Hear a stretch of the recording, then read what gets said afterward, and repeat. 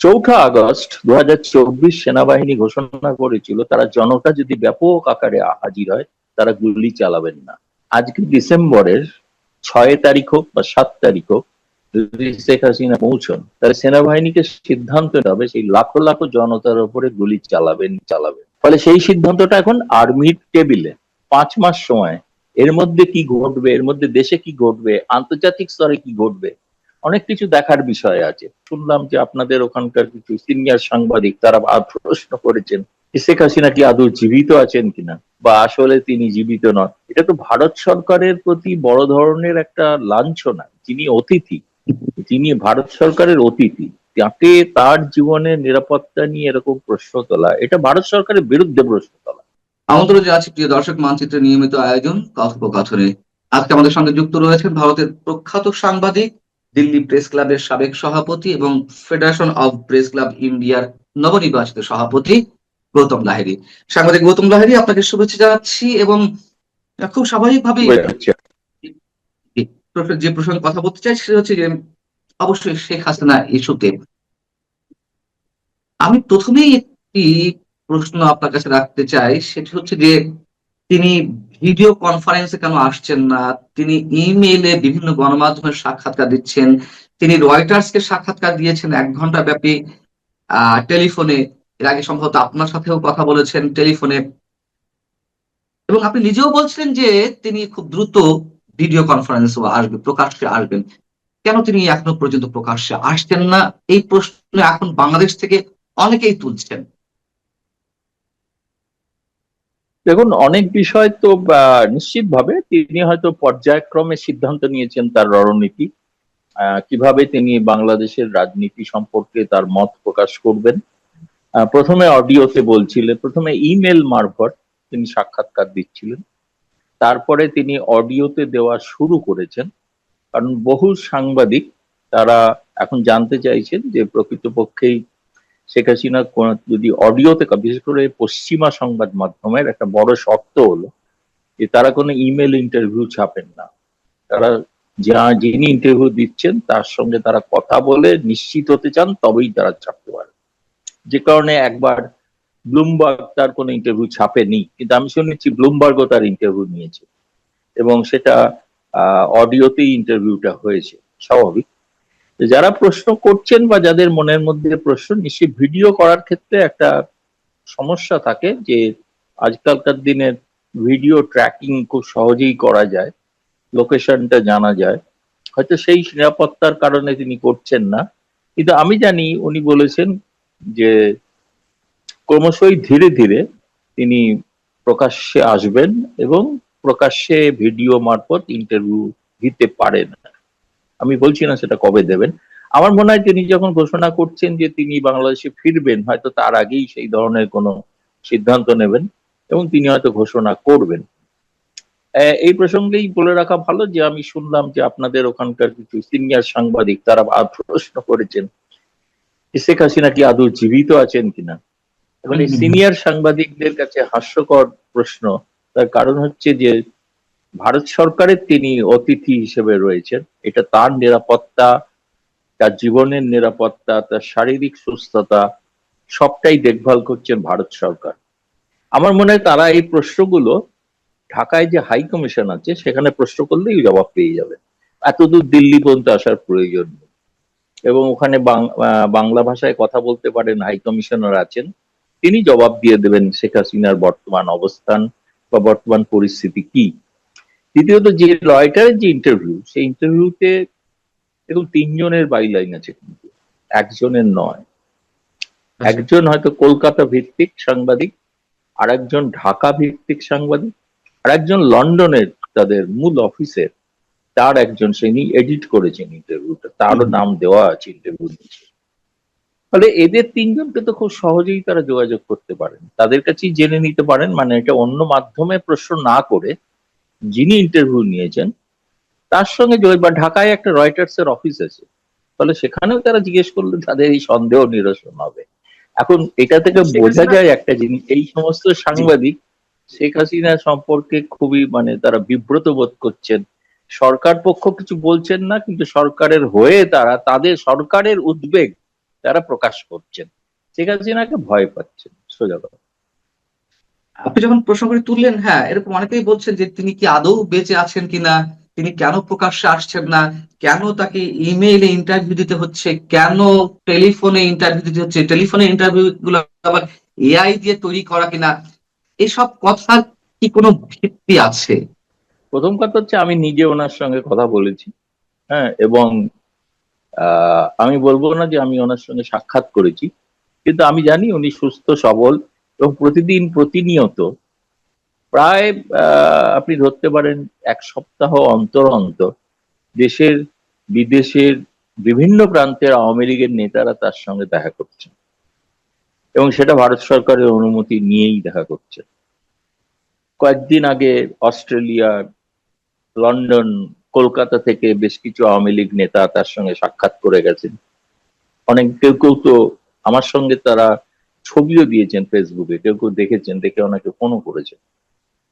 কিন্তু ফলে তারা তো নিশ্চয়ই বাংলাদেশের সাংবাদিক, ফলে তারা সেই সমস্ত নেতৃবৃন্দের সঙ্গেও তো কথা বলে দেখতে পারে। হচ্ছে প্রত্যেক নেতাই এরকম একটা অসত্য কথা বলবেন যে এআই মাধ্যমে করা হয়েছে বা আসলে তিনি জীবিত নন? এটা তো ভারত সরকারের প্রতি বড় ধরনের একটা লাঞ্ছনা। তিনি ভারত সরকারের অতিথি, তাকে তার জীবনের নিরাপত্তা নিয়ে এরকম প্রশ্ন তোলা, এটা ভারত সরকারের বিরুদ্ধে প্রশ্ন তোলা। সেই জন্য বললাম খুব সহজ উত্তর হবে রয়টার্স এর অফিস।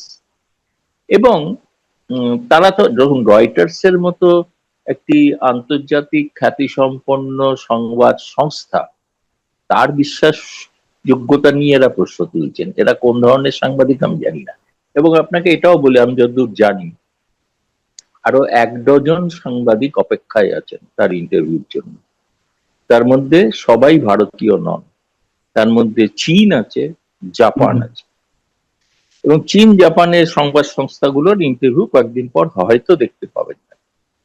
তো আমি এটা যতদূর জানি, ফলে এতগুলো লোক সারা পৃথিবী জুড়ে একটা এআই এর সঙ্গে কথা, যারা এআই বিষয়ে অভিজ্ঞ, সোজা কথা হচ্ছে শুনুন, ডিসেম্বরে তাকে সশরীরে দেখতে পাবেন, এটা তার ঘোষণা। ফলে তখন দেখে নেবেন এআই হাঁটছে না শেখ হাসিনা সশরীরে হাঁটছে। সশরীরে তিনি হাঁটবেন বা বাংলাদেশে ফিরবেন, আমি সে বিষয়ে আসবো। তার আগে আরেকটা প্রশ্ন, যে ইন্টারভিউটি এনডিটিভিতে এবং পরবর্তীতে আবার একই বিষয়ে রয়টার্সে এলো, তারপর থেকে এই বিষয়গুলো আবার নতুন করে চালু হয়েছে যে ভারত আসলে তাকে, মানে শেখ হাসিনাকে কোন স্ট্যাটাসে রেখেছে, তার যে যে কঠোর নিরাপত্তা দেওয়া হচ্ছে, এর রিজনটা কি? কেন অন্যদের মতন তিনি স্বাধীনভাবেও ঘোরাফেরা করতে পারছেন না? কেন তাকে একটা বিশেষ জায়গায়, একটা নির্দিষ্ট গণ্ডির মধ্যে রেখে দেওয়া হয়েছে? এবং সবচেয়ে বড় কথা হচ্ছে যে কোন স্ট্যাটাস তাকে দেওয়া হচ্ছে, এই বিষয়টা আপনি একটু ক্লারিফাই করবেন? তার স্ট্যাটাস হচ্ছে যে তিনি একটি বিদেশি রাষ্ট্রের সাবেক প্রধানমন্ত্রী, তার জীবনে সংশয় ছিল, সেজন্য তাকে এখানে আশ্রয় দেওয়া হয়েছে। এবং এও বলেছে ভারত সরকার যে তিনি যখন যেদিন যা চাইবেন, যেভাবে তিনি যেখানে যেতে চাইবেন, সেটা যাওয়ার ব্যবস্থা ভারত করে দেবে। তিনি একজন সাবেক প্রধানমন্ত্রী, এই হিসাবে ভারতে আশ্রিতা, সেটাই তার স্ট্যাটাস, সেইভাবেই তাকে রাখা হয়েছে। আপনি বলতে পারেন না যেরকম কেন তাকে বাইরে ঘোরাফেরা করতে দেখা যাচ্ছে না। 2 দিন আগে তো আপনাদের ওখানকার জঙ্গিরা তো হুমকি দিয়েছে তাকে হত্যা করবে। তার জীবনের নিরাপত্তা এই মুহূর্তে যে কোনো প্রধানমন্ত্রীর মতনই তার নিরাপত্তাকে সেভাবেই আঁটোসাঁটো করে রাখা হয়েছে, যাতে সেখানে কোনো অন্য ধরনের অবাঞ্ছিত ঘটনা না ঘটতে পারে। এবং যেখানে এই নিরাপত্তার কারণে তার দিল্লিতে সম্ভবত 3 বার তার আবাসস্থল পরিবর্তন করতে হয়েছে। একই জায়গায় যারা দেখেছেন প্রথমবার এসে, দ্বিতীয়বার এসে তারা অন্য জায়গায় দেখেছেন, তৃতীয়বার তারা অন্য জায়গায় দেখছেন। দিল্লিতেই আছেন কিন্তু এক জায়গায় নেই। ফলে তার নিরাপত্তার কারণে এই ধরনের একটা ব্যবস্থা নেওয়া হয়েছে, যে কারণে তাকে হয়তো আপনারা সশরীরে দেখছেন না, বা সেটা দেখা ক্ষেত্রে অসুবিধা হতে পারে। কিন্তু ভিডিও মারফত হয়তো আমার মনে হচ্ছে যে এক একটি করে ধাপ তিনি এগোচ্ছেন। ফলে এগোনোর সময় আমার মনে হয়েছে এরপরে তিনি নিশ্চয়ই ভিডিওর মাধ্যমে আত্মপ্রকাশ করবেন। তখন আবার প্রশ্ন উঠবে এই ভিডিওটা জেনুইন কিনা, তিনি এটা এআই এর মাধ্যমে ভিডিও কিনা। মানে আমার মনে হয় সেই বিষয়টা প্রশ্ন না তুলে প্রশ্ন তোলা উচিত তিনি যেটা বলছেন সে ব্যাপারে বাংলাদেশ সরকারের মত কি। উনি বলেছেন আমি আসবো, তাহলে বাংলাদেশ সরকার তাকে কিভাবে বাংলাদেশে প্রবেশ করতে দেবেন সেই বিষয়ে বাংলাদেশ সরকার যদি পরিষ্কার করেন তাহলে সেটা ভালো হয়।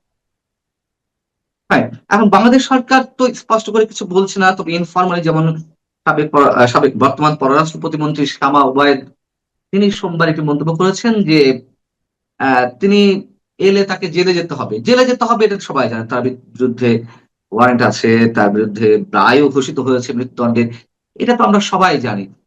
কিন্তু আসলে কিভাবে সম্ভব, তার তো পাসপোর্ট কোন ধরনের বৈধ কাগজপত্র নেই।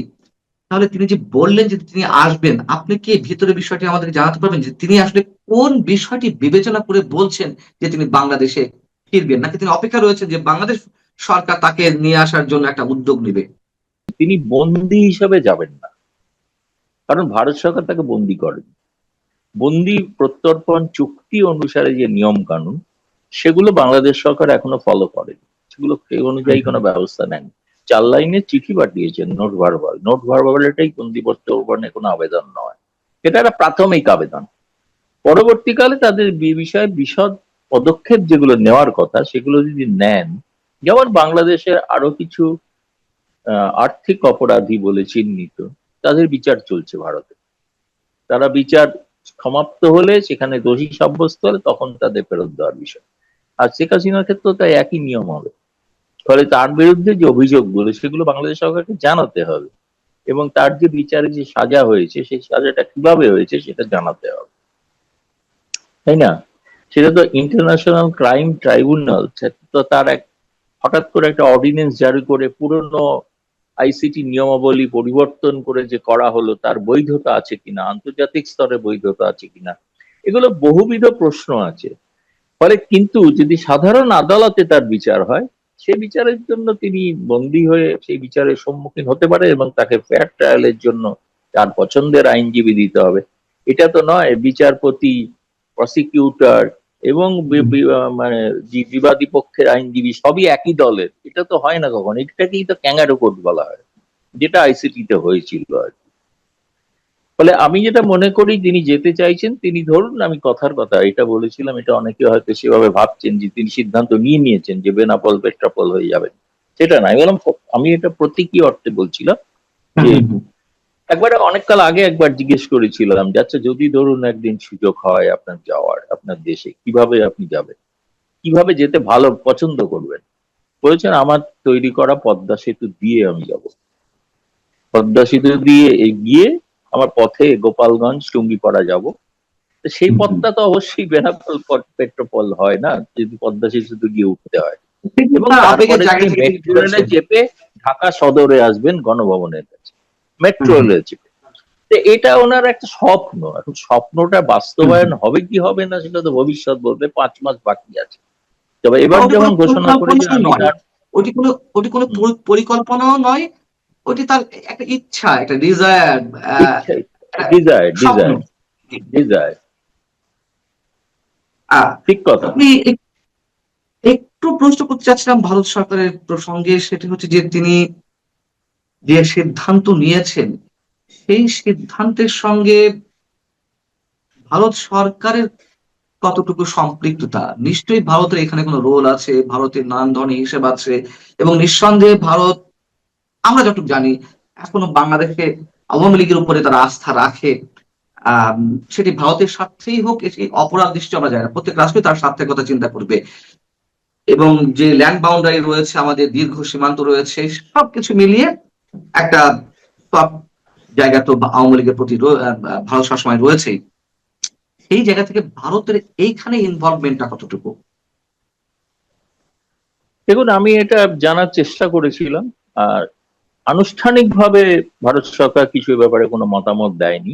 আপনি যেটা বলছেন যেরকম আপনাদের ওখানকার মন্ত্রীরা অফ দ্য রেকর্ড বলছেন, আমাদের এখানেও কিছু অফ দ্য রেকর্ড কথা হয়েছে। সেই কথাতে তারা বলছেন তারা এই বিষয়টা নিয়ে এমন কোনো পরামর্শ তারা শেখ হাসিনাকে দেননি যে আপনি এই কথাটা বলুন যে আপনি ওখানে যাবেন। তাদের ভারত সরকারের কোনো ভূমিকা বিষয় নেই।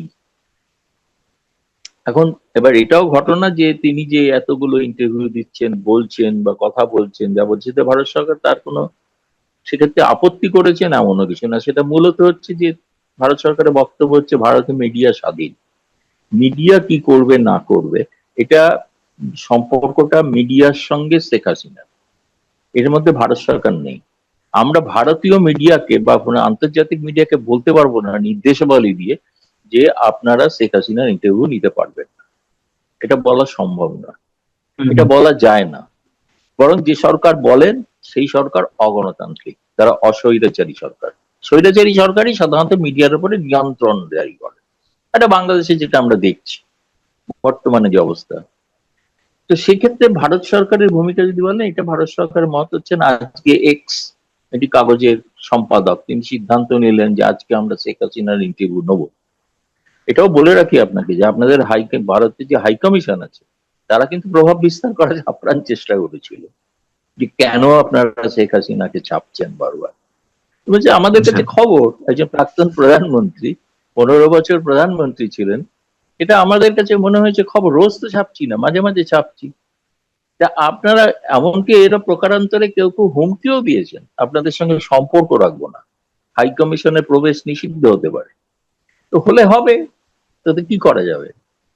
কিন্তু তারপর থেকে তারা পিছিয়ে এসে তারা হচ্ছে ভারতে তো মিডিয়া এখনো পর্যন্ত স্বাধীন মিডিয়া না, তাকে তো নিয়ন্ত্রণ সরকার করে না। ফলে তিনি সংবাদের শিরোনামে আছেন, আলোচনার বিষয়বস্তুতে আছেন।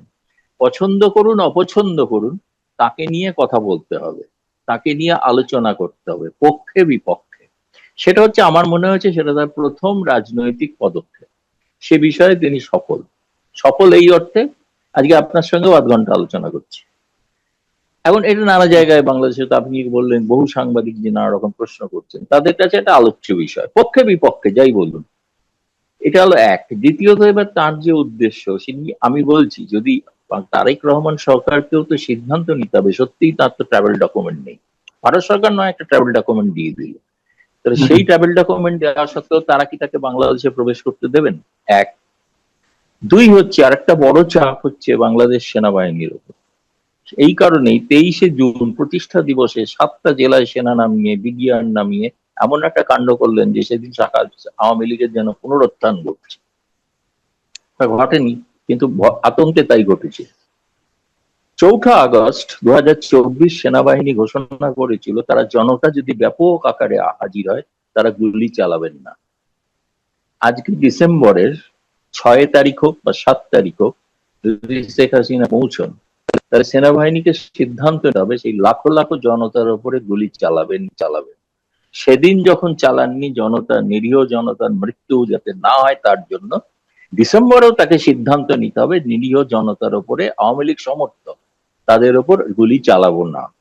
ফলে সেই সিদ্ধান্তটা এখন আর্মির টেবিলে, আর্মিকে ভাবতে হবে, সেনাবাহিনীকে ভাবতে হবে সত্যিই তো তিনি কি এখন এটা স্টান্টবাজি বলে ভেবে থাকতে পারে, শেষ পর্যন্ত হাজির হলে কি করবে, তাই না? ধরুন পেট্রাপোল সীমান্তে হাজির হলেন, রংপুর সীমান্তে হাজির হলেন, কি ওপর বাংলা বান্দায় হাজির হলেন, সেনাবাহিনী কি করবে? তখন তো আপনি জানেন বাংলাদেশে যে ধরনের একটা আবেগ তৈরি হয়েছে, যারা আওয়ামী লীগ পন্থী, যারা মুক্তিযুদ্ধের পক্ষের লোক, আমি তো তাদের প্রত্যেকের মানে নিয়মিত আপনার এখানের সঙ্গে কথা বলতে বলতে গোটা চারে ফোন আসছিল, তারা সকলেই হচ্ছে আমরা রেডি, প্রস্তুত, আমরা যাবো সেদিন, কবে আসছেন খালি দিনটা জানান।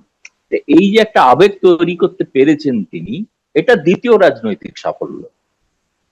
সঠিক, আমি রাজনৈতিক ভাবে ব্যাখ্যা করছি বিষয়টা, বুঝলেন? এর বাস্তবিক অর্থটা দেখা যাবে ডিসেম্বরে, 5 মাস সময় আছে।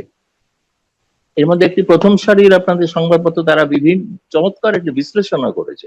5 মাস সময়, এর মধ্যে কি ঘটবে, এর মধ্যে দেশে কি ঘটবে, আন্তর্জাতিক স্তরে কি ঘটবে, অনেক কিছু দেখার বিষয় আছে। সেই বিশ্লেষণটা আমি বলবো সেই সমস্ত জ্ঞানী গুণী সাংবাদিকরা যেন একটু পড়ে নেন, পড়ে দেখেন। এটা বাংলাদেশের কাগজ, প্রথম শ্রেণীর কাগজ, তার বিশ্লেষণ। সে বিষয়টা খুব মানে একটা আমি বলবো বাস্তব ভিত্তিক একটা বিশ্লেষণ করেছে। তিনি বলেননি যে হ্যাঁ ফিরছেন, তিনি একথা বলেননি এটা স্টান্টবাজি। এখন তার কাছে মনে হচ্ছে হলে কি করতে পারে, পরিণতি তারেক রহমান সরকারকে সিদ্ধান্ত নিতে হবে যেটার জন্য শেখ হাসিনা অপেক্ষা করছেন। এটা হচ্ছে 3 নম্বর সাফল্য, যে আমরা শেখ হাসিনাকে এভাবে ঢুকতে দেবো না। তিনি ঢুকতে চাইছেন কিন্তু তা আমরা রুখতে দেবো না। তার কারণ হচ্ছে তিনি বন্দি হিসেবে আসুন। ভারত সরকার তো তাকে বন্দি করেনি, ভারত তাকে বন্দি হিসেবে দেবে না, বন্দি প্রত্যর্পণ চুক্তি, তিনি নাগরিক হিসেবে যাবেন। ধরুন কথার কথা বিএসএফ যদি পুশব্যাক করে, তাহলে আর কি করবেন? বিজিবি কি পুশ ইন করে ফেরত পাঠিয়ে দেবেন, যেমন পাঠাচ্ছে না? ফলে এটা নিয়ে তারেক রহমান সরকারের অন্যান্য অনেক প্রায়োরিটি যে কাজ আছে, তাতে একটা ব্যাঘাত ঘটানো, আপনি খুব খারাপ ভাষায় বলতে পারেন অন্তর্ঘাত করা। এটা চতুর্থ রাজনৈতিক পদক্ষেপ। সাফল্য কিনা বলছি না, চতুর্থ রাজনৈতিক পদক্ষেপ। ফলে আমার কাছে যেটা মনে হচ্ছে, যে ইংরেজিতে খুব চমৎকার একটা কথা আছে, সেটা হচ্ছে প্রেগনেন্ট উইথ মেনি পসিবিলিটিস। অনেক সম্ভাবনাময় জীবন, সম্ভাবনাময় সময় আসছে। কিন্তু শেখ হাসিনা সংবাদের শিরোনামে আছেন, বাংলাদেশে নাই বা থাকুন, সারা বিশ্বে আছেন, তিনি আছেন। এবং দেখুন, গতকাল আপনি ফলো করেছেন কিনা জানি না, সজীব ওয়াজেদ জয় একটা প্রোগ্রামে এসেছিলেন লাইভ আমেরিকা থেকে, লন্ডনে যেটা অনুষ্ঠিত হয়েছিল। সেখানে তার বক্তব্য আমি শুনলাম। তিনি কিন্তু এই মানে ফেরা না ফেরা ইত্যাদি নিয়ে তিনি কোনো মন্তব্য করেননি। তিনি বলেছেন যে 6 কোটি আওয়ামী লীগ সমর্থক এবং আওয়ামী লীগ ভোটার আছে বাংলাদেশে, তাদেরকে যদি উপেক্ষা করা হয়, তাহলে বাংলাদেশ একটা গৃহযুদ্ধের মুখে যাবে। এবং গৃহযুদ্ধ, সিভিল ওয়ার শব্দটা ব্যবহার করেছেন, ইংরেজিতে ভাষণ দিয়েছেন। তো সেই গৃহযুদ্ধের কথা ভেবেই হয়তো শেখ হাসিনা এমন কোন সিদ্ধান্ত নিচ্ছেন, যেটা তারেক রহমান সরকারের পক্ষে। মানে আপনি আপনার দীর্ঘ সাংবাদিকতা জীবনের অভিজ্ঞতা, আওয়ামী লীগ বা বাংলাদেশ ভারত সম্পর্কের জায়গা থেকে যে গবেষণাগুলো এবং ব্যক্তি শেখ হাসিনাকে আপনি যেভাবে জানেন, সেই জায়গা থেকে আপনি বলছেন যে তিনি যেটি বলছেন সেটি কার্যকর করার সমূহ সম্ভাবনা। বিষয়টি তো তাই নাকি? অবশ্যই, অবশ্যই। এবং আমি এটা বিশ্বাস করি। প্রথমে আমি ভেবেছিলাম তিনি শুধু তার নেতা কর্মীদের জন্য বলছেন, কিন্তু এটা আমাকেও ইন্টারভিউতে এরকমই বলেছিলেন। কিন্তু এখন তিনি একটা নির্দিষ্ট রাজনৈতিক পদক্ষেপ নিয়ে এগোচ্ছেন বলে আমার মনে হয়। ডিসেম্বরের মধ্যে নিশ্চিতভাবে একটা কিছু ঘটবে এবং তিনি সেখানে যাবেন আর কি। যেটা বলেছেন তিনি, আমার মনে হয় না তিনি, ধরুন তার সব থেকে বেশি মানে দুর্নাম হতে পারে যে সেটা হচ্ছে তিনি ঘোষণা করার পর গেলেন না, তাকে না ভয় পেয়ে গেছেন। এই প্রচারও তো হবে না। সেই প্রচার তিনি নেবেন কেন? পৃথিবীর সব থেকে বেশি সময়ের থাকা মহিলা প্রধানমন্ত্রী, তাই না? এতবারের প্রধানমন্ত্রী, এবং তিনি একটা কথা বলছেন, সে কথার কোনো দাম নেই, মূল্য নেই। এটা যারা ভাবছেন, আমি বলবো তারা মূর্খের স্বর্গে বাস করে। ডিসেম্বরের জন্য প্রস্তুত হন, মানসিক ভাবে, শারীরিক ভাবে, সামরিক ভাবে প্রস্তুত হন।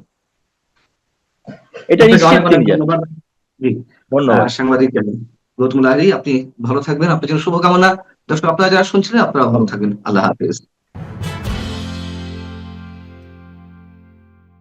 সাবেক প্রধানমন্ত্রী শেখ হাসিনার বিরুদ্ধে যে মৃত্যুদণ্ডের রায় দেয়া আছে মানবতা বিরোধী অপরাধ ট্রাইব্যুনালের পক্ষ থেকে, সেই মৃত্যুদণ্ড স্থগিত করা হবে কিনা, খুবই যৌক্তিকভাবে এই প্রশ্নটি সামনে এসেছে। তার কারণ তিনি আত্মসমর্পণ করতে চান। তিনি কোন প্রক্রিয়ায় দেশে এসে আত্মসমর্পণ করবেন, এমন প্রশ্ন অনেক জোরালোভাবে উঠাতে এই প্রশ্নটিও সামনে চলে আসছে। সেটি কেমন, আপনাদের একটি বিষয় মনে করিয়ে দিই। যুদ্ধাপরাধের দায়ে মৃত্যুদণ্ডপ্রাপ্ত আসামি আবুল কালাম আজাদ, যাকে সবাই বাচ্চু রাজাকার হিসেবেই চেনেন, সেই আবুল কালাম আজাদ পাকিস্তানে পালিয়েছিলেন, নির্বাসনে ছিলেন। ডক্টর ইউনূস 5 আগস্টের পরপরই ক্ষমতা দখলের পর তার সরকার তার মৃত্যুদণ্ড 1 বছরের জন্য স্থগিত করে। তারপর বাচ্চু রাজাকার চলে আসেন দেশে এসে মানবতা বিরোধী অপরাধ ট্রাইব্যুনালে 13 বছর পর আত্মসমর্পণ করেন।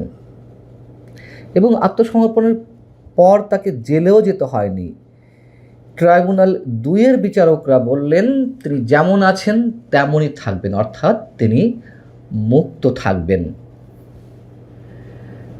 যেহেতু সেই মানবতা বিরোধী অপরাধ ট্রাইব্যুনালের চিফ প্রসিকিউটর বলছেন কোনো আসামি যদি নির্বাসনে থাকে তবে তার এসে আত্মসমর্পণের কোনো সুযোগ নেই। তিনি যেহেতু ভারত সরকারের নিয়ন্ত্রণে রয়েছেন, তাই প্রত্যর্পণ চুক্তির আওতায় ভারতকেই হস্তান্তর করতে হবে তাকে। এখন কি হবে? এখন তো আত্মসমর্পণের একটা সুযোগ নজির তো রয়েছে এই দেশেই, এই মানবতা বিরোধী অপরাধ ট্রাইব্যুনালেই, যেখান থেকে শেখ হাসিনার বিরুদ্ধে মৃত্যুদণ্ডের রায় দেওয়া হয়েছে। আবার চোখের সামনে একটা চিত্র ফুটিয়ে তোলার চেষ্টা করছিলাম। ধরুন শেখ হাসিনা স্থলপথে বেনাপোল বর্ডার দিয়ে অথবা আকাশপথে ঢাকা বিমানবন্দরে এসে যেভাবে হোক, যে প্রক্রিয়া হোক পৌঁছলেন, দেশে ঢুকলেন, তখন কি করা হবে? ফাঁসির দণ্ডপ্রাপ্ত আসামি হাতে পেয়েও প্রশাসন বা সরকারের পক্ষ থেকে তাকে উল্টো বিমানে তুলে দেওয়া হবে, অথবা বেনাপোল বর্ডার দিয়ে যে গাড়িতে তিনি আসছিলেন সেই গাড়িতে ভারতমুখী করা হবে। হঠাৎ করে চোখে পড়ল সরকার সম্ভবত সে ধরনেরও কোনো এক সিদ্ধান্ত নিয়ে বসে আছে। একই চিফ প্রসিকিউটর মোহাম্মদ আমিনুল ইসলাম সাহেব গণমাধ্যমকে বলছিলেন, যেহেতু ভারত সরকারকে প্রত্যর্পণ চুক্তির আওতায় তাকে হস্তান্তর করতে হবে বাংলাদেশ সরকারের কাছে, অন্যথায় অন্য যে কোনোভাবে, অন্য যে কোনো প্রক্রিয়ায় তিনি যদি দেশে ঢোকেন তাকে পুশব্যাক করা হবে। কপাল দেখুন শেখ হাসিনার, ফাঁসির দণ্ডপ্রাপ্ত আসামি হওয়া সত্ত্বেও তাকে প্রশাসন হাতের মুঠোয় পাওয়ার পরও ফিরিয়ে দেবে। এমন কপাল কজনের ভাগ্যে জোটে? আর এই যে আমিনুল ইসলাম সাহেব পুশব্যাক করার কথা বললেন, কি হিসেবে? তাকে কেউ চেনে না, তার পরিচয়পত্রের দরকার, তিনি বাংলাদেশের নাগরিক নন, তাকে ভিনদেশী নাগরিক মনে করে পুশব্যাক করে ঠেলে পাঠিয়ে দেওয়া হবে। বলতেই পারেন তারা আইন বিশেষজ্ঞ, নানান ধরনের আইন তারা দেখাতেই পারেন। আর এই যে বারবার প্রত্যর্পণ চুক্তির কথা বলা হচ্ছে, শেখ হাসিনা ভারতে যাওয়ার আগে তার বিরুদ্ধে কি কোনো মামলা ছিল? তিনি মামলার আসামি হিসেবে ভারত পৌঁছেছেন। ভারত কি তাকে বন্দী হিসেবেই ট্রিটমেন্টটা দিচ্ছে, সেই চোখেই তারা দেখছে? তা তো নয়। তাহলে প্রত্যর্পণ চুক্তির বিষয় তো বন্দি বিনিময়ের বিষয়, তাকে তো ভারত বন্দি মনে করে না। আবার আমাদের পররাষ্ট্র প্রতিমন্ত্রী শামা ওবায়েদ সম্ভবত সরকারের কোনো প্রতিনিধি হিসেবে এই প্রথমবারের মতন মুখ খুললেন। তিনি বললেন, যেভাবেই যার কাছেই শেখ হাসিনা আত্মসমর্পণ করুক, বাংলাদেশে এসে আত্মসমর্পণ করুক আর যাই করুক, প্রক্রিয়া একই, ওনাকে জেলে যেতে হবে। শেখ হাসিনা কি বলেছেন যে না আমি আত্মসমর্পণ করতে দেশে যাওয়ার পর জেলে যাব না? তিনি তো তা বলেননি, বরং তিনি ওইটি মাথায় নিয়েই তো ঘোষণা দিয়েছেন যে আমি দলের অন্যান্য নেতাদের নিয়ে দেশে ফিরব, আত্মসমর্পণ করব। ভয় কেন দেখানো হচ্ছে তাকে, এবং ভয়টা কোন পর্যায়ে দেখানো হচ্ছে এবার আসুন সে বিষয়ে একটু কথা বলি।